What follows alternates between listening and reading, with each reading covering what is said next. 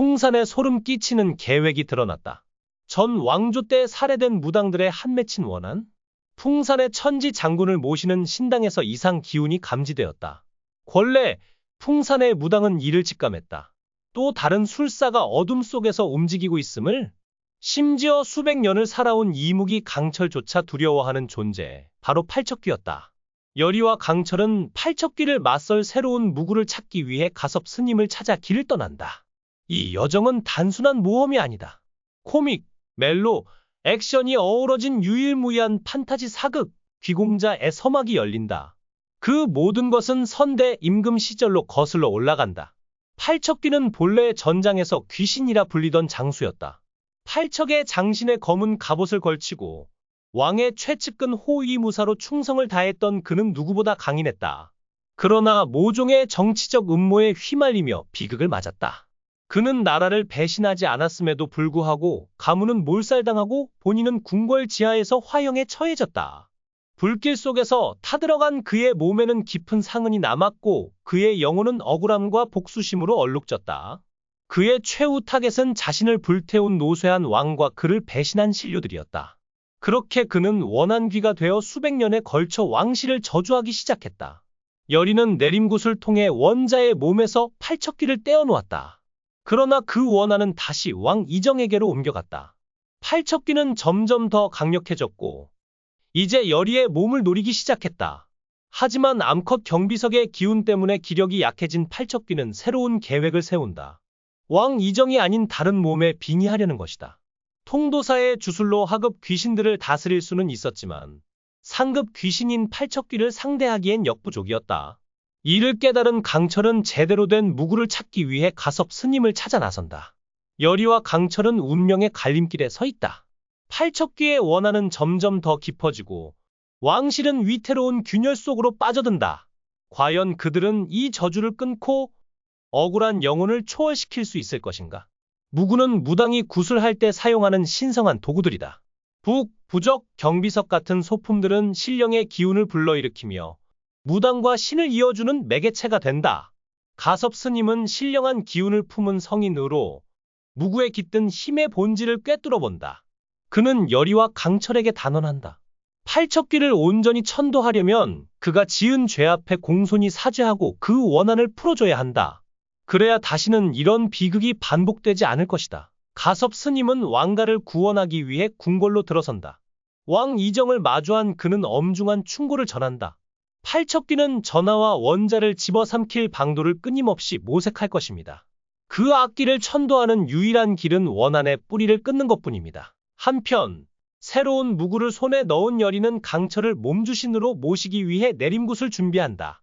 신을 맞이하는 영신굿과 무구를 활용한 무구굿을 통해 그녀는 신령과의 깊은 교감을 시도한다. 구판 위에서 여리는 북채를 쥐고 신의 제자 앞에 선다. 신이여, 당신을 몸주신으로 받들며 성심껏 모시겠나이다. 강철은 여리의 소원대로 몸주신이 되어 그녀를 돕는다. 하지만 인간의 오욕칠정이 그의 가슴을 뒤흔든다. 특히 여리를 마주할 때마다 느껴지는 미묘한 감정은 수백 년을 이무기로 살아온 그에게 낯선 설렘을 안긴다. 인간 세계에 대한 호기심과 여리와의 약속 윤갑의 혼을 되찾아주겠다는 굳은 다짐은 그를 더욱 강하게 만든다. 이제 강철은 팔척귀와 본격적으로 맞설 준비를 마쳤다. 궁궐 안에서는 또 다른 이야기가 펼쳐진다. 선왕 때부터 왕가를 섬겨온 충직한 내관 선우는 윤갑 때문에 매일 골머리를 앓는다. 인간이 아니라 신이 맞느냐? 뒤끝이 이렇게 길다니. 그는 투덜대면서도 윤갑의 혼을 되찾기 위해 동분서주한다.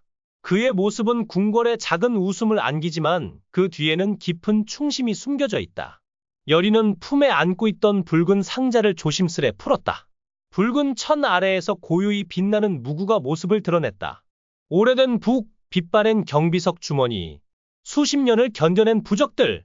이 모든 것은 오늘 밤 새로운 약속을 위해 소환된 신성한 물건들이었다. 여리는 떨리는 손으로 무구를 구판 위에 올려놓았다. 깊은 숨을 들이쉬고 흰 수건을 머리에 고이 맨 뒤 북채를 손에 쥐었다. 북을 두드리는 첫 소리는 작고 조용했다. 마치 잠든 무언가를 깨우듯 바람이 살짝 스치는 듯한 울림이었다. 두 번째 소리는 조금 더 깊게 퍼졌다. 공기가 미세하게 진동하기 시작했다. 세 번째, 네 번째 북소리는 점점 더 깊은 울림을 더하며 공간을 채웠다. 여리는 구판을 돌며 낮은 목소리로 주문을 읊었다.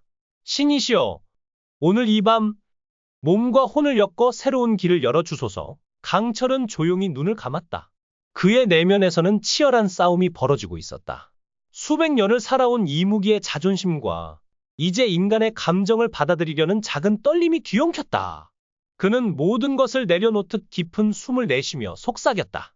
여리야, 나를 받아줄 거냐? 그 한마디는 나지막했지만 진심이 깃들어 공기를 울렸다. 여리는 북을 내려놓고 구판 앞에 무릎을 꿇었다. 그녀의 눈빛은 단호했다.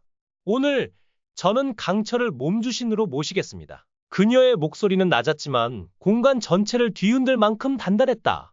여리는 경비석을 꺼내 조심스레 강철의 이마에 얹었다. 순간 은은한 푸른빛이 번졌다. 공기가 떨리며 강철의 몸에서 오래된 이무기의 기운이 일렁였다. 하지만 그 기운은 거칠거나 사납지 않았다. 마치 여리를 감싸 안으려는 듯 부드럽게 스며들었다. 이윽고 은밀한 준비가 시작되었다. 장소는 궁궐 깊숙한 곳 강령전. 본래 고요하고 장엄해야 할 이곳은 오늘따라 숨조차 내쉴 수 없을 만큼 팽팽한 긴장감으로 가득 차 있었다.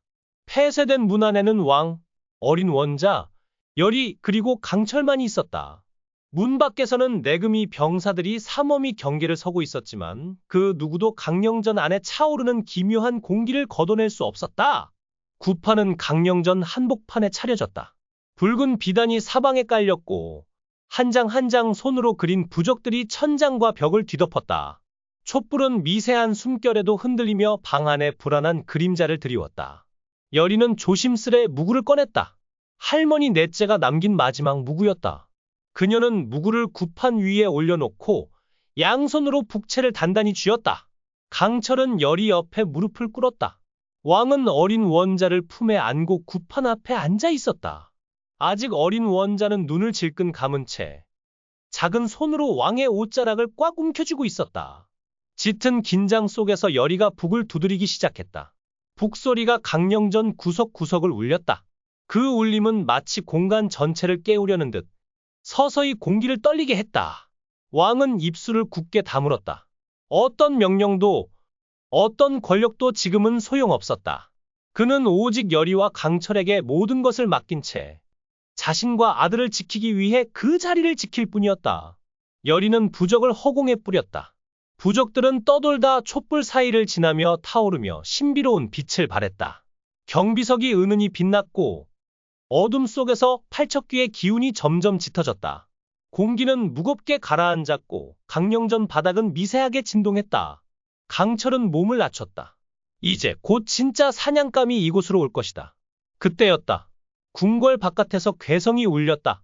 병사들의 외침, 칼부림 소리 그리고 짐승처럼 울부짖는 한 사내의 목소리. 왕은 단번에 알아챘다. 팔척귀가 빙의한 영인대군이 궁 안으로 들어온 것이다. 원자는 겁에 질려 아버지 품에 파고들었다. 쾅! 강령전의 문이 거칠게 흔들렸다. 문 너머에서 거대한 존재가 다가오고 있었다. 무릎을 꿇고 있던 여리는 북을 멈추지 않았다. 전하, 절대 뒤돌아보지 마십시오. 그녀의 목소리는 담담했지만 방 안에 있는 누구보다 강렬했다. 왕은 고개를 끄덕였다. 믿는다. 그 순간 강령전의 문이 산산이 부서지며 붉은 기운과 함께 거대한 그림자가 모습을 드러냈다. 영인대군.